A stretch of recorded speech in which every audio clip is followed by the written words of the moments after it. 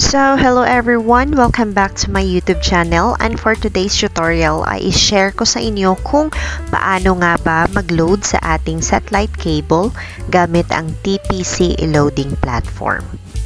So guys, before we get started, please don't forget to subscribe to my channel so that po updated kayo sa ating mga susunod pang video. So now, let us go now to our tutorial.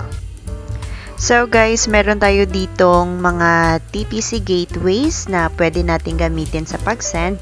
So ang una ay pwede tayong mag-send sa 8724 if ang SIM card natin ay activated and exclusive for Smart, TNT, and Sun only. So ang 8724 ay free send na to all networks. Ang next one ay pwede tayong mag-send sa 2012 if ang SIM card na ginamit natin ay activated and exclusive lamang sa Smart, TNT, and Sun. So, ang 2012 naman guys ay free send to Smart, TNT, and Sun only.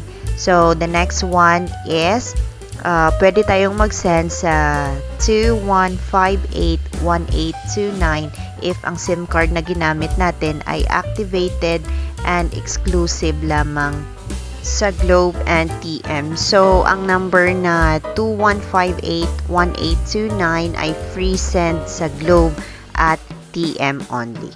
At pwede din natin gamitin ang 11-digit numbers na available sa ating pagsisend. Sa paglo-load ng satellite ay meron po tayo dito mga available codes kung saan ay papipiliin lang po natin si customer kung anong promo code ang kanilang bibilhin.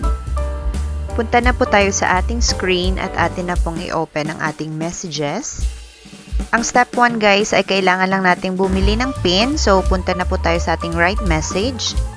Or pwede nyo din i-click yung 8724 na message. So, paano nga ba mag-load? I-type nyo lang yung dealer number nyo or yung retailer number nyo, then space, code ng satellite na napili ng customer, and isend nyo lang sa ating gateway. So, ang gateway na ginagamit ko ay 8724. Click send. After that, ay may marireceive po tayong message about sa ating PIN. I-back lang natin at atin pong i-open ang message. So guys, ang next step na ating gagawin ay kailangan lang nating i-save ang PIN na na-receive natin. Kasi kakailanganin natin ito para makomplete yung paglo-load natin sa ating satellite para sa ating next step na gagawin.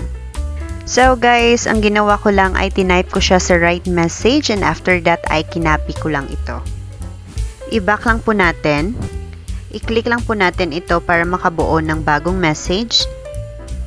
Sa next step natin ay kailangan po nating i-type ang satellite, space, then yung PIN na ating sinave kanina, space, then the account number ng ating satellite cable. And after that ay isend po natin sa 5353.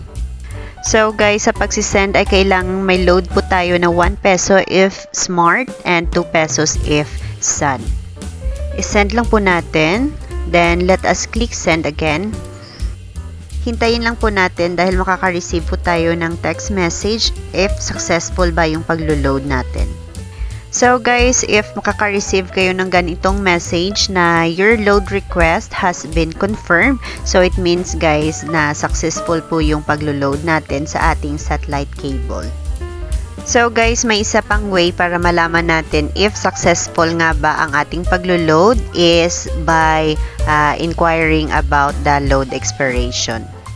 Ang gagawin natin ay i-text natin ang signal, space, EXP, space, signal account number, and isend din ito sa 5353.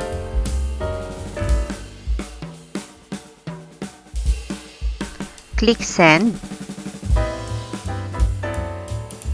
So, ayan guys, successful nga talaga ang ating paglo-load sa ating satellite cable kasi makikita natin dito kung kailan mag-expire ang ating pinaload.